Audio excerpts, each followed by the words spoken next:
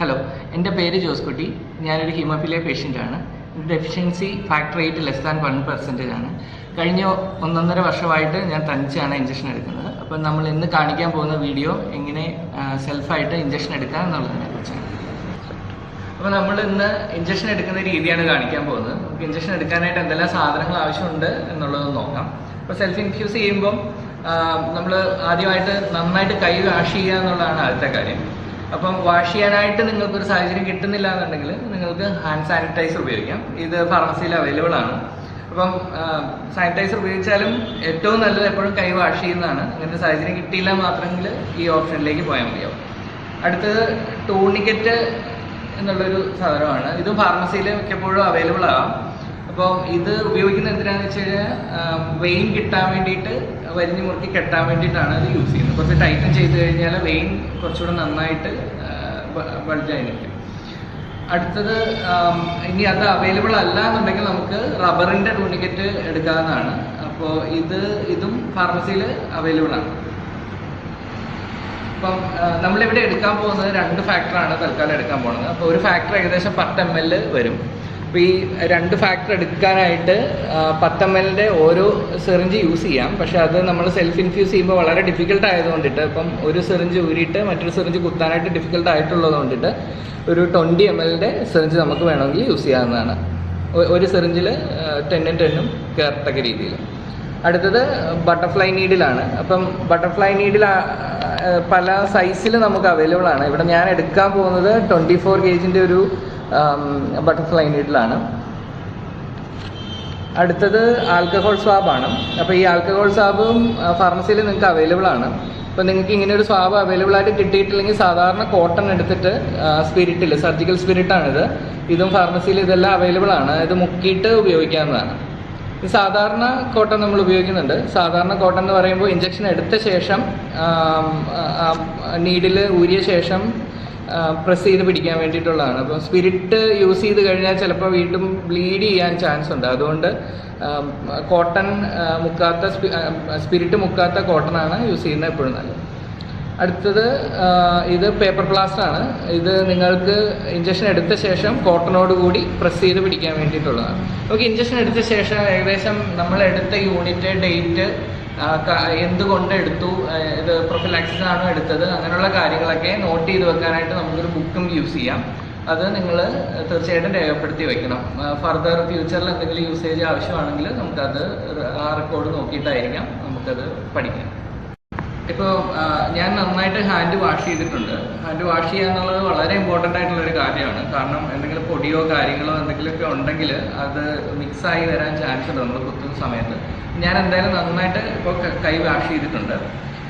ഇവിടെ നമ്മളിപ്പോൾ എടുക്കാൻ പോകുന്ന ഫാക്ടർ 8 360 യൂണിറ്റുള്ള 2 മെഡിസിൻസ് ആണ്. അപ്പം നമുക്ക് ഈ ഫാക്ടറിൻ്റെ ഈ പാക്കറ്റ് ഒന്ന് പൊട്ടിച്ച് നോക്കാം. അപ്പോൾ ഇതിൽ 10 ml ഒരു വാട്ടറും അതോടൊപ്പം തന്നെ 360 യൂണിറ്റിൻ്റെ ഒരു ബോട്ടിലും ഉണ്ട്. അതോടൊപ്പം തന്നെ ഈ ബോക്സിൽ അവൈലബിൾ ആയിട്ടുള്ളത് 2 നീഡിൽസാണ്. അപ്പോൾ ഇതിൽ ഒരു നീഡിൽസ് ഉപയോഗിക്കുന്നത് ഇത് തമ്മിൽ മിക്സ് ചെയ്യാൻ വേണ്ടിയിട്ടാണ്. മറ്റൊരു നീഡിൽ ഉപയോഗിക്കുന്നത് സിറിഞ്ചിൽ അതിനകത്തുനിന്ന് മിക്സ് ചെയ്ത മെഡിസിൻ സിറിഞ്ചിലേക്ക് പകർത്താൻ വേണ്ടിയിട്ടാണ്.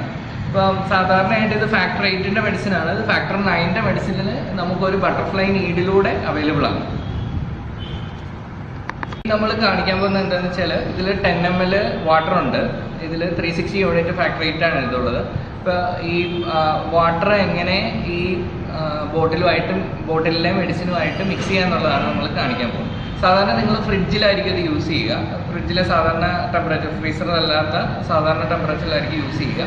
അപ്പോൾ അതിനുശേഷം ഇത് പുറത്തേക്ക് എടുത്ത് വെച്ച് കഴിയുമ്പം നല്ല തണുപ്പുണ്ടാവും. എസ്പെഷ്യലി വാട്ടറിന് നല്ല തണുപ്പുണ്ടാവും. അപ്പോൾ അത് മാറാൻ വേണ്ടിയിട്ട് നമുക്കൊരു 10 മിനിറ്റ് സാധാരണ റൂം ടെമ്പറേച്ചറിലേക്ക് വെക്കാം. അപ്പോൾ ആ ഒരു റൂം ടെമ്പറേച്ചറുമായിട്ട് അത് ഏകദേശം മാച്ചായി കഴിയുമ്പം നമുക്ക് മിക്സിങ് തുടങ്ങും. ഇനി പറയാനുള്ള എന്താണെന്ന് വെച്ചാൽ ഇപ്പോൾ ഫാക്ടർ 8 അവൈലബിൾ ആയിട്ടുള്ള 2 നീഡിൽസാണ്. അപ്പോൾ ഈ നീഡിൽ നിങ്ങൾ ശ്രദ്ധിച്ചാൽ മനസ്സിലാവും. ഇതൊരു പിങ്ക് നീഡിലാണ്.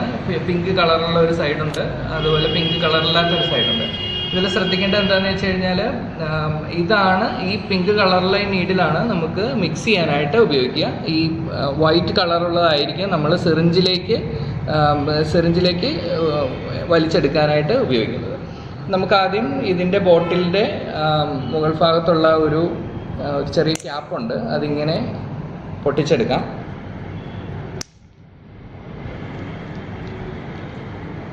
ഇതിൽ മധ്യഭാഗത്തായിട്ട് 2 ചെറിയ റൗണ്ടുകളുണ്ട്. ഇവിടെ ആയിരിക്കണം നമ്മൾ നീഡിൽ കുത്തേണ്ടത്. അപ്പോൾ നമ്മൾ മിക്സ് ചെയ്യാൻ ഉപയോഗിക്കുന്ന നീഡിലെടുത്തു. ഈ നീഡിലെടുത്ത ശേഷം ഇങ്ങനെ ചെറുതായിട്ടൊന്ന് റൗണ്ട് ചെയ്ത് കഴിഞ്ഞാൽ അത് ചെറിയൊരു ലോക്കുണ്ട്, അത് പൊട്ടിക്കിട്ടും. അപ്പോൾ ഈ ഒരു ഭാഗം നിങ്ങൾ ശ്രദ്ധിക്കണം. ഇത് ചെറിയൊരു നീഡിൽ ഭാഗമാണ്, പിങ്ക് കളർ അല്ലാത്ത വൈറ്റ് കളർ ഉണ്ടായിരുന്ന ഭാഗമാണ്. ഇത് നിങ്ങൾ വാട്ടറിൻ്റെ ആ ബോട്ടിലേക്ക് ചെറുതായിട്ട് കുത്തണം. കുത്തിയ ശേഷം നമ്മൾ ഈ പിങ്ക് നീഡിൽ പതുക്കെ എടുക്കുകയാണെങ്കിൽ ആ നീഡിൽ നിങ്ങൾക്ക് അഴിഞ്ഞു കിട്ടും. ഇത് നേരെ കമത്തിയാൽ ഉള്ള പ്രോബ്ലം എന്താണെന്ന് വെച്ച് കഴിഞ്ഞാൽ ഇത് വാട്ടർ താഴേക്ക് വീണുകൊണ്ടിരിക്കും. അത് ഒഴിവാക്കാനായിട്ട് മെഡിസിൻ എടുത്ത ശേഷം ചെരിച്ച് പിടിച്ചുകൊണ്ട് ചെറുതായിട്ടൊന്നിങ്ങനെ പ്രസ് ചെയ്ത ശേഷം താഴേക്ക് ഇറക്കിയാണ്. നിങ്ങൾക്ക് കാണാൻ സാധിക്കും ഈ വാട്ടർ ഇതിലേക്ക് മിക്സ് ആവുന്നുണ്ട്. വാട്ടർ കംപ്ലീറ്റ് ആയിട്ട് മിക്സ് ചെയ്തു എന്ന് ഉറപ്പാക്കി കഴിഞ്ഞു കഴിഞ്ഞാൽ നിങ്ങൾക്ക് ഈ നീഡിൽ സഹിതം ഈ വാട്ടർ ഊരിയെടുക്കാവുന്നതാണ്.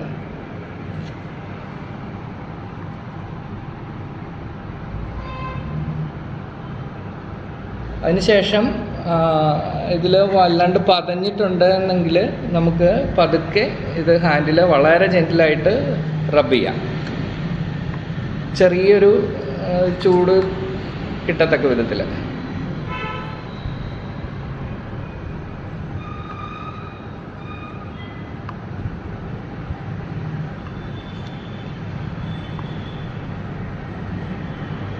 ഇനി നമ്മൾ ചെയ്യാൻ പോകുന്നത് ഈ മിക്സ് ചെയ്ത് വെച്ചിരിക്കുന്ന ബോട്ടിലിൽ നിന്ന് സിറിഞ്ചിലേക്ക് എങ്ങനെ പകർത്താമെന്നുള്ളതാണ്. ഇപ്പോൾ എൻ്റെ കയ്യിലുള്ളത് 10 ml ഒരു 2 ബോട്ടിൽസ്, അതായത് ടോട്ടലി 20 വരുന്നത്. അപ്പം എൻ്റെ കയ്യിൽ 20 ml ഒരു സിറിഞ്ചുണ്ട്. ഞാൻ നേരത്തെ പറഞ്ഞതുപോലെ 2 10 ml സിറിഞ്ച് യൂസ് ചെയ്ത് കഴിഞ്ഞാൽ നമുക്ക് ഇഞ്ചക്ഷൻ എടുക്കുമ്പോൾ കുറച്ച് ഡിഫിക്കൽട്ടീസ് ഉണ്ടാകും. കാരണം അത് ഊരിക്കുത്തുക എന്ന് പറയുന്നത് കുറച്ച് ഡിഫിക്കൽട്ടായിട്ടുള്ളൊരു ടാസ്ക് ആയിരിക്കും. ഇനി ഇതിന് വേണ്ടിയിട്ട് മെഡിസിൻ്റെ പാക്കറ്റിൻ്റെ കൂടെ നമുക്കൊരു നീഡിൽ കിട്ടിയിട്ടുണ്ട്, ഒരു മുഴുവൻ വെള്ളയുള്ള ഒരു നീഡിൽസ്. അപ്പോൾ ഈ നീഡിൽ ഉപയോഗിച്ചിട്ടാണ് നമ്മൾ സിറിഞ്ചിലേക്ക് ഇത് പകർത്തുന്നത്. നമുക്കാദ്യം ഈ സിറിഞ്ച് പൊട്ടിക്കാം. ഈ സിറിഞ്ചിൻ്റെ ഒപ്പവും ചെറിയൊരു നീഡിൽ കിട്ടാൻ ചാൻസ് ഉണ്ട്.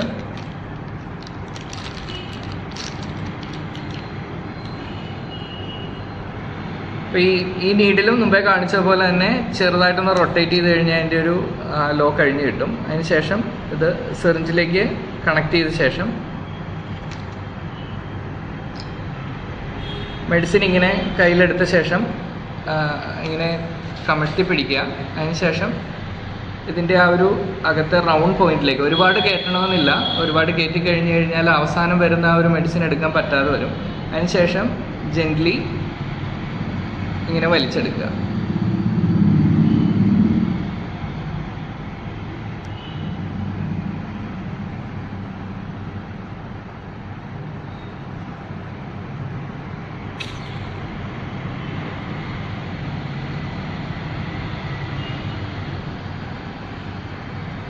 രണ്ടാമത്തെ ബോട്ടിലും അതേപോലെ തന്നെ എടുത്തിട്ട്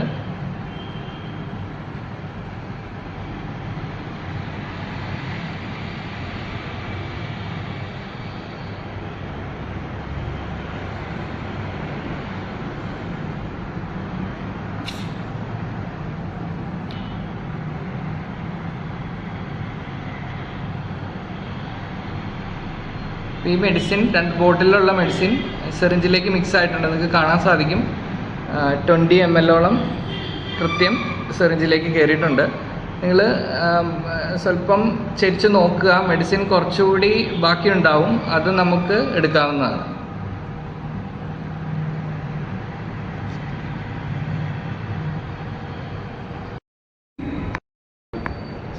ഇനി നമുക്ക് ഇഞ്ചക്ഷൻ എടുക്കുന്നതിലേക്ക് പോകാം. ഇവിടെ നമുക്ക് 20 ml മിക്സ് ചെയ്ത സിറിഞ്ച് ഇരിപ്പുണ്ട്, ഒരു ആൽക്കഹോൾ സ്വാബുണ്ട്. ശേഷം നമ്മൾ ഇഞ്ചക്ഷൻ എടുത്ത ശേഷം ഒട്ടിക്കാൻ വേണ്ടി ഞാൻ ചെറിയൊരു പേപ്പർ പ്ലാസ്റ്റർ പറിച്ച് വെച്ചിട്ടുണ്ട്.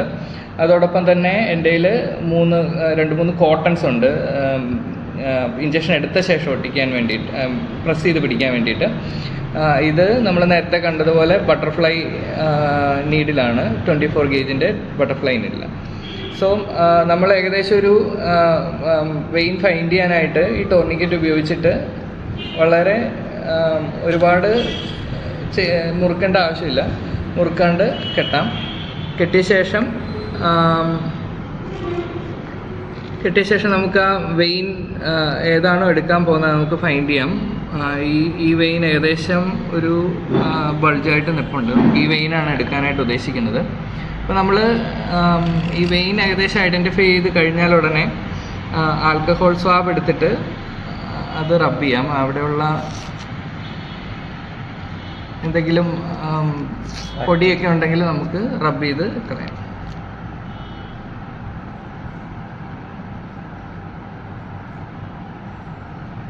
നിങ്ങൾക്ക് കാണാൻ സാധിക്കും ഈ വെയിൻ ഏകദേശം റെഡിയാണ്.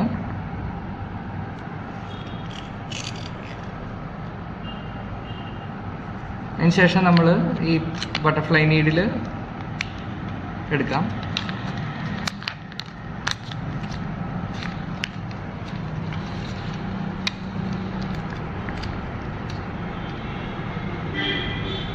ഇതിൻ്റെ ഓപ്പണിംഗ് പാർട്ട് ഇങ്ങനെ ക്ലോസ് ചെയ്ത് വെക്കാം. അത് നമ്മൾ ഇഞ്ചക്ഷൻ എടുത്ത ശേഷം നമുക്ക് ഈ നീഡിലുമായിട്ട് കണക്ട് ചെയ്യേണ്ടതാണ്. ഈ ബട്ടർഫ്ലൈയുടെ സൂക്ഷിക്കേണ്ട ഒരു ഇതെന്ന് പറയുന്നത്, ഇതിൽ 2 അറ്റങ്ങളുണ്ട്. ഒരു ഇച്ചിരി റഫായിട്ടുള്ള ഒരു അറ്റം ഉണ്ടാവും, വളരെ സോഫ്റ്റ് ആയിട്ടുള്ള ഒരു അറ്റം ഉണ്ടാവും. അപ്പം ഈ നീഡിൻ്റെ ഈ ഭാഗമായിരിക്കും ഇങ്ങനെ പിടിക്കുന്നത്. ഇത് ഓപ്പൺ ആക്കി കഴിഞ്ഞ് കഴിഞ്ഞാൽ, ചെറുതായിട്ട് ഊരി കഴിഞ്ഞ് കഴിഞ്ഞാൽ നമുക്ക് മനസ്സിലാവും ഈ അറ്റത്തിൽ അതായത് കൂർത്ത ഭാഗമായിരിക്കണം സ്കിന്നുമായിട്ട് ടച്ച് ചെയ്ത് വരേണ്ടത്. ഇങ്ങനെ ഒരിക്കലും വരില്ല, ഇങ്ങനെ നമുക്ക് ഇഞ്ചക്ഷൻ എടുക്കാൻ സാധിക്കില്ല. ഈ ഒരു കൂർത്ത ഭാഗമായിരിക്കണം സ്കിന്നുമായിട്ട് ടച്ച് ചെയ്യാനായിട്ട് വരേണ്ടത്.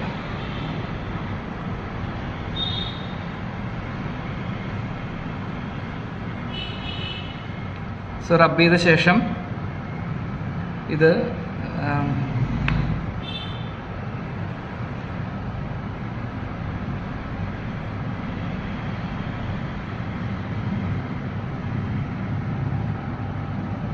ചെറിയ സ്കിന്നിൽ ചെറുതായിട്ട് വലിച്ചു പിടിക്കുകയാണെങ്കിൽ ഈ കുത്തുന്ന കൂടെ സ്കിൻ പോവാണ്ടിരിക്കും.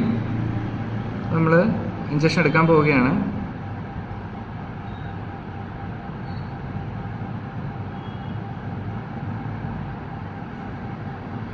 ഇപ്പോൾ നമുക്ക് അത് വെയിനുമായിട്ട് കണക്റ്റായി കിട്ടിയിട്ടുണ്ട്. കണക്റ്റായി കിട്ടിയ ശേഷം നമുക്കിത് ജസ്റ്റ് പേപ്പർ പ്ലാസ്റ്റർ ഉപയോഗിച്ചിട്ട് ജെൻറ്റിലായിട്ട് ഒട്ടിച്ച് വയ്ക്കാം. അത് ഇത് മൂവ് ചെയ്യാണ്ടിരിക്കാൻ വേണ്ടിയിട്ട്. വളരെ സാവധാനം ചെയ്യണം, അല്ലെങ്കിലുള്ള പ്രശ്നം എന്താണെന്ന് വെച്ച് കഴിഞ്ഞാൽ വെയിനകത്തുനിന്ന് ഔട്ടായി പോവും. ഇപ്പോൾ നീഡിൽ വെയിനുമായിട്ട് കണക്റ്റഡായി എനിക്ക് വെയിൻ കിട്ടിയ ശേഷം ഇതുമായിട്ട് കണക്ട് ചെയ്തിരിക്കുകയാണ്. ഇനി ചെയ്യേണ്ടത് എന്താണെന്ന് വെച്ചാൽ, മെഡിസിൻ പുഷ് ചെയ്യുന്നതിന് തൊട്ട് മുമ്പായിട്ട് നമ്മളുടെ ഈ ടോർണിക്കറ്റ് റിലീസ് ചെയ്യണം. അതല്ലാന്നുണ്ടെങ്കിൽ തിരിച്ച് പുഷ് ചെയ്യുമ്പോൾ നന്നായിട്ട് പ്രഷർ വരും, ചിലപ്പോൾ മെഡിസിൻ ഇവിടെ കെട്ടിക്കിടക്കാനൊക്കെ ആയിട്ടുള്ള ചാൻസസ് ഉണ്ട്. അതുകൊണ്ട് പുഷ് ചെയ്യുന്നതിന് തൊട്ട് മുമ്പായിട്ട് എല്ലാം റിലീസ് ചെയ്ത് നോർമലാക്കാം.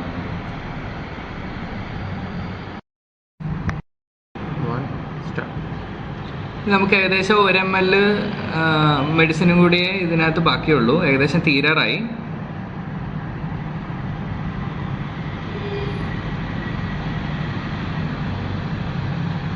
ഇപ്പം മെഡിസിൻ തീർന്നു. അതിനുശേഷം നമുക്ക് തിരിച്ച് ഈ നീഡിൽ കയ്യിൽ നിന്ന് റിമൂവ് ചെയ്യണം. അതിനായിട്ട് നമ്മുടെ കയ്യിൽ ഒരു സ്പിരിറ്റ് തൊടാത്ത കോട്ടൺ ഉണ്ട്. നമുക്ക് പതുക്കെ ഇത് ഈ പേപ്പർ പ്ലാസ്റ്റർ വളരെ സ്ലോലി വേണം ചെയ്യാനായിട്ട്. ഒരിക്കലും ആ ഒരു നീഡിലെ കൂട്ടിയെടുക്കരുത്. കൂട്ടിയെടുത്തു കഴിഞ്ഞാൽ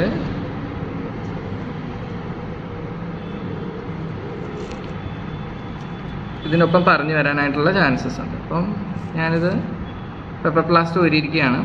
ഇനി പതുക്കെ വളരെ ജെൻ്റ്ലി ഇത് വെച്ച ശേഷം ചെറുതായിട്ടൊന്ന് പ്രസ് ചെയ്ത ശേഷം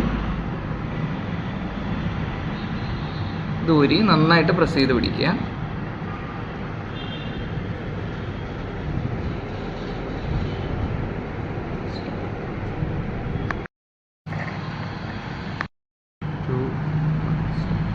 ഇപ്പോൾ നമ്മളുടെ ഇൻഫ്യൂഷൻ കംപ്ലീറ്റ് ആയിട്ട് നമുക്ക് ഏകദേശം ഇത്രയും വേസ്റ്റുകൾ വന്നു. ബോട്ടിലുകൾ, അതോടൊപ്പം തന്നെ ക്യാപ്പ്, ഉപയോഗിച്ച നീഡിൽസ്, സിറിഞ്ച്, ഉപയോഗിച്ച കോട്ടൺ, ആൽക്കഹോൾ സ്വാബ്, അതിൻ്റെ കോട്ടൺ, ഇത്രയും കാര്യങ്ങൾ വന്നു. ശേഷം ഈ നീഡിൽസ് എല്ലാം ക്യാപ്പിട്ട് വയ്ക്കുക. അതിനുശേഷം ഇതെല്ലാം കത്തിച്ച് കളയണം. കത്തിച്ച് കളയുന്നതാണ് ഇത് കളയാനുള്ള ഏറ്റവും നല്ല മാർഗം എന്ന് പറയുന്നത്. ശേഷം ഈ നമ്മളെടുത്ത മെഡിസിൻസിൻ്റെ റെക്കോർഡ് നമുക്ക് സൂക്ഷിക്കേണ്ടതായിട്ടുണ്ട്. കാരണം നമ്മൾ എന്ത് ബ്ലീഡ് വന്നിട്ടാണോ എടുത്തത്, അല്ലെങ്കിൽ പ്രൊഫിലാക്സിസിന് വേണ്ടിയിട്ടാണോ എടുത്ത ഡേറ്റ്, അതോടൊപ്പം തന്നെ ഈ മെഡിസിൻ നിങ്ങൾക്ക് ശ്രദ്ധിച്ചാൽ മനസ്സിലാവും. മെഡിസിനിലൊരു ലോട്ട് നമ്പർ ഉണ്ട്. അപ്പോൾ ഈ ലോട്ട് നമ്പർ നമുക്ക് ഫ്യൂച്ചറിലുള്ള റെഫറൻസിന് വേണ്ടി സൂക്ഷിക്കാവുന്നതാണ്. അത് നമുക്കൊരു ചെറിയൊരു ബുക്കിലേക്ക് പകർത്തിയെടുക്കാം. അതോടൊപ്പം തന്നെ നിങ്ങൾക്ക് ഈ ഒരു ഭാഗം ഇതൊരു സ്റ്റിക്കർ ടൈപ്പാണ്. ഇത് പറിച്ചിട്ട് വേണമെങ്കിൽ ഒട്ടിക്കാവുന്നതാണ് ഫ്യൂച്ചർ. ഇത് ഇത്രയും ഭാഗമായിട്ട് കട്ട് ചെയ്ത് കിട്ടും. ഇതിങ്ങനെ പറിച്ചെടുത്ത് കഴിഞ്ഞാൽ കട്ട് ചെയ്ത് കിട്ടും. അത് നിങ്ങൾക്ക് അതല്ലാന്നുണ്ടെങ്കിൽ ഈ ലോട്ട് നമ്പറും ഡേറ്റും എടുത്ത യൂണിറ്റ്, എന്ത് കാരണത്തിനാണ് എടുത്തത്, ലൊക്കേഷൻ, അങ്ങനെയുള്ള കാര്യങ്ങളൊക്കെ ഫ്യൂച്ചർ റെഫറൻസിന് വേണ്ടി സൂക്ഷിക്കാനായിട്ട് സാധിക്കും.